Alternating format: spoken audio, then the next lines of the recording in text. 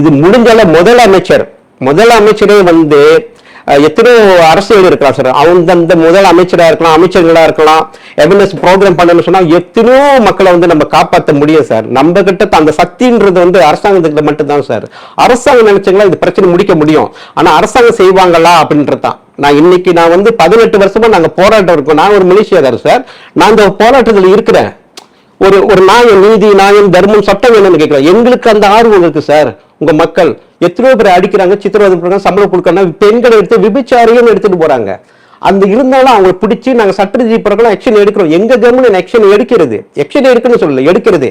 ஆனா ஊழல் ரொம்ப அந்த சைட்ல இருக்கு, எந்த சைட்லயும் இருக்கிறது. அதனால எங்க அரசாங்கம் எத்தனையோ பேர் ஊழல் பிடிக்கிறாங்க. இந்த மாதிரி பிரச்சனைக்கும் அவங்களுக்கு தண்டனை வாங்கி கொடுத்திருக்காங்க.